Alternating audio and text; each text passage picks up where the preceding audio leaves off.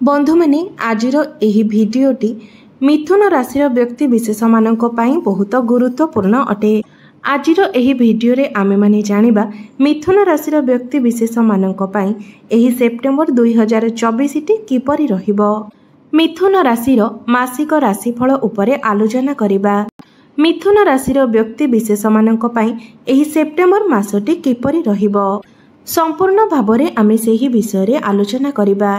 मिथुन राशि व्यक्ति विशेष मानकर स्वास्थ्य, शिक्षा, प्रेम, वैवाहिक जीवन, भाग्य, क्यारियर एवं व्यापार वाणिज्यर स्थिति एही सेप्टेम्बर मासरे किपरि रहिबो से विषय रे विस्तार रूप रे आलोचना करिबा। नवग्रहंकर स्थिति मध्य देखिबा। नवग्रह केउ प्रकारर फल प्रदान करिबारे सक्षम हेबे। शेषरे अशुभत्व प्रदान करुथिबा ग्रह मानक पई किछि विशेष प्रतिकार विषय रे मध्य जानिबा। तो सेथिपाई भिडियोटी को स्किप न करी आपण माने शेष पर्यंत निश्चय देखंतु। तेबे आसंतु आरंभ करिबा एही कार्यक्रमटी को जहाँकि जन्म राशि एवं चंद्र राशि उपरे आधारित अटे।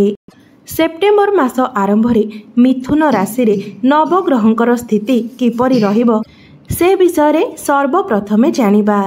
तेबे एहा पूर्वरु जदि आपणकर मिथुन राशि होइथाय तेबे भिडियोटी को लाइक करी चैनल टी को सब्सक्राइब करि दियंतु एवं कमेंट बॉक्स रे जय श्री जगन्नाथ निश्चय लिखंतु। तेबे सर्वप्रथमे जानिबा एही सेप्टेम्बर मासरे मिथुन राशि रे नवग्रहंकर स्थिति किपरि रहिबो। बंधु माने राशि चक्रर तृतीय राशि हेउछि मिथुन राशि। तो मिथुन राशि रे एही सेप्टेम्बर मासरे आपणकर प्रथम भाबरे अछंती मंगल, तृतीय भावरे अछंती सूर्य एवं बुध, चतुर्थ भावरे अछंती शुक्र एवं केतु, नवम भावरे अछंती शनि, दशम भावरे अछंती राहु एवं आपणकर द्वादश भावरे अछंती देवगुरु बृहस्पति। तेबे सर्वप्रथमे आसंतु जानि नेबा एही सेप्टेम्बर मासरे आपणकर स्वास्थ्य किपरि रहिबो।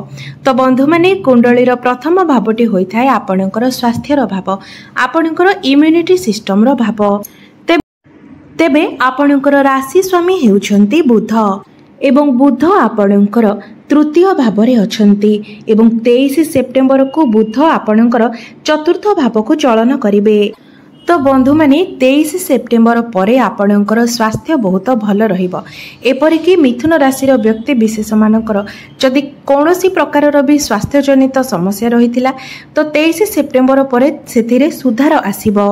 मात्र 23 सेप्टेम्बर पूर्वरु जदि आपण कौनसी जगह को यात्रा करूछंती, कौनसी सामाजिक कार्यकलाप रे लिप्त रहुछंती, कौनसी भी कार्य आपण घर बाहर को जाइकी करूछंती तो आपण निजर स्वास्थ्य प्रति विशेष रूप से ध्यान नियंतु।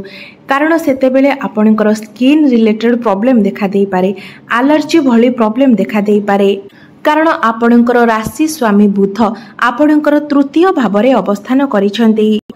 तो आपण अधिक भ्रमण करिबा द्वारा आपणकर स्वास्थ्य उपरे तार प्रभाव पड़ी पारे, आपणकर स्वास्थ्य खराब होई पारे। तो सेथिपई आपण निजर स्वास्थ्य उपरे विशेष ध्यान दियंतु। मात्र 23 सेप्टेम्बर परे स्वास्थ्य को लेकिन कौनसी भी चिंता करिवार आवश्यकता नहीं। कारण 23 सेप्टेम्बर परे जहाँ भी स्वास्थ्य जनित समस्या थिला ताहा आपणकर समाधान होई जिवो। एबे आसंतु जानिबा आपणकर शिक्षा जीवन किपरि रहिबो एही सेप्टेम्बर 2024 रे। तो बंधु माने आपणकर पंचम भावटी होइथाय आपणकर शिक्षा क्षेत्रर भाव। तो आसंतु जानिबा विद्यार्थी मानक पई एही सेप्टेम्बर मासटी किपरि रहिबो। आपणकर पंचम भावर अधिपति हेउछंती शुक्र एवं शुक्र आपणकर चतुर्थ भावरे विराजमान अछंती एवं 18 सेप्टेम्बर को शुक्र निजर स्वराशि रे प्रवेश करिवे। आपणकर 18 सेप्टेम्बर परे पाठ पढ़ार स्थिति बहुत भल रहिबो। आपणकर जेपरि भी एग्जाम होइथाउ आपण 18 सेप्टेम्बर परे जदि कोनोसी भी एग्जाम देउछंती तो सेथिरे आपण निश्चित रूप से सक्सेस हेबे। मात्र 18 सेप्टेम्बर पूर्वरु शुक्रंक सहित जेहेतु केतु अछंती तो आपण जहाँ पढ़िथिबे ताहा मध्य भूली जाई पारंती। केतु हेउछंती जणे मुंड विहीन ग्रह, जहा फल रे आपण जेते पढ़िथिले मध्य शेष समय रे आपण ताहाको भूली जाई पारंती। आपण पाठ पढ़ारे सेतिकी फोकस करि परिबे नाही। मात्र 18 सेप्टेम्बर पर आपणकर शिक्षा क्षेत्र में जहाँ भी किसी समस्या थिला ताहा समाधान हो जिवो। 18 सेप्टेम्बर पर आपणकर पाठ पढ़ार स्थिति बहुत भल रहिबो। पाठपढ़ा को नहीं आपण जेकोसी भी डिसीजन नेउछंती, जदि कोठारे एडमिशन करबा पई चाहुछंती बा फॉर्म फिलअप करबा पई चाहुछंती बा कोनोसी भी एग्जाम देउछंती तो 18 सेप्टेम्बर पर आपणक पई समय बहुत भल रहिबो। एबे आसंतु जानिबा आपणकर प्रेम जीवन किपरि रहिबो एही सेप्टेम्बर 2024 रे। तो बंधु माने कुंडलीर पंचम भावटी आपणकर शिक्षार भाव हेबा सहित पंचम भावटी मध्य होइथाय आपणकर प्रेम जीवनर भाव एवं आपणकर संतानर भाव एवं आपणकर पंचम भावर अधिपति हेउछंती शुक्र। तो 18 सेप्टेम्बर पूर्व आपणकर प्रेम जीवन में समस्या आसीपारे। छोट छोट कथा को लेकिन आपणक मध्य बड़ भूल बुझामणा होई पारे जहाँकि आपण केबे भाबी भी नथिबे। मात्र 18 सेप्टेम्बर पर आपणकर प्रेम जीवन बहुत भल रहिबो। एमिति कि पूर्वरु जहाँ भी किछि समस्या चलीथिला से सबुर समाधान मध्य होई जिवो। एबे आसंतु जानिबा आपणकर वैवाहिक जीवन किपरि रहिबो एही सेप्टेम्बर 2024 रे।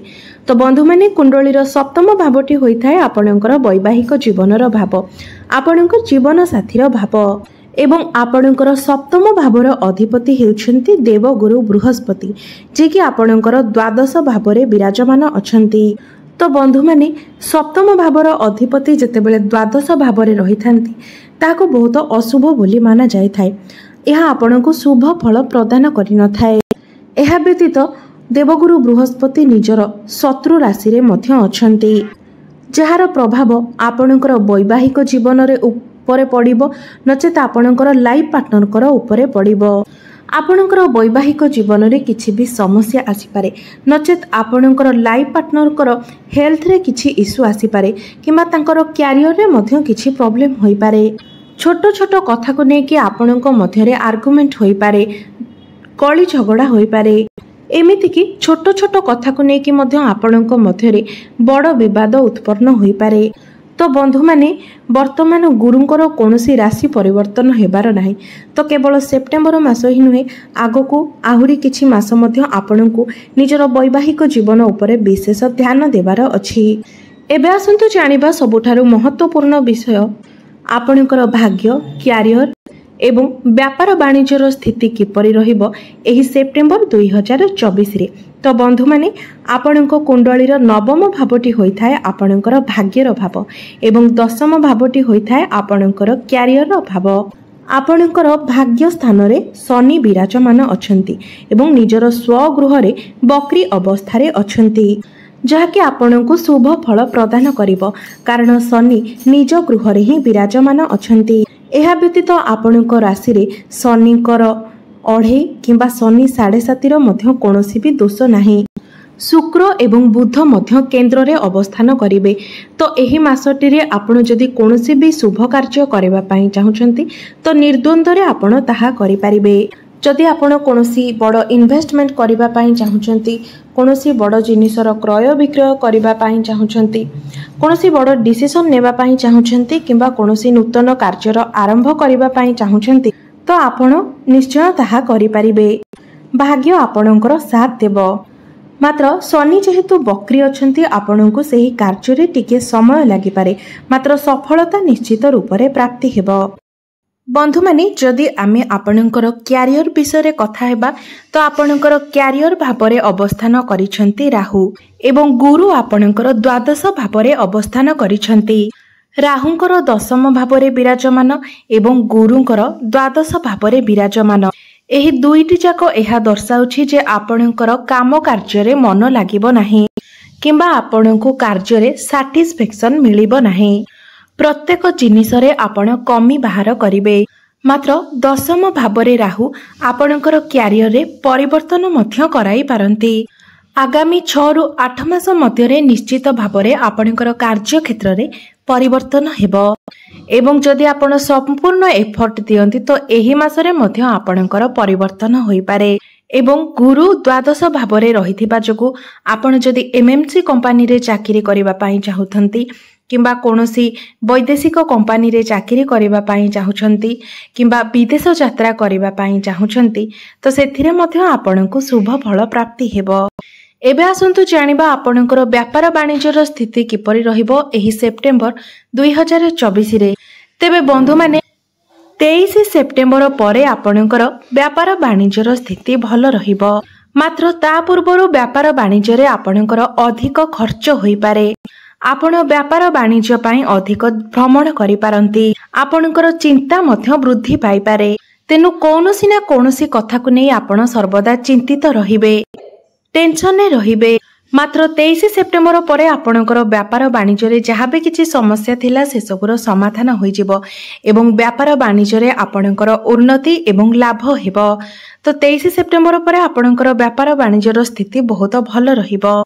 तेबे एही मासरे जहाँ भी किसी अशुभत्व रहुची आसुची से सबुर खंडन पई आपण प्रत्येक दिन बुद्धंकर बीज मंत्रर जप करंतु।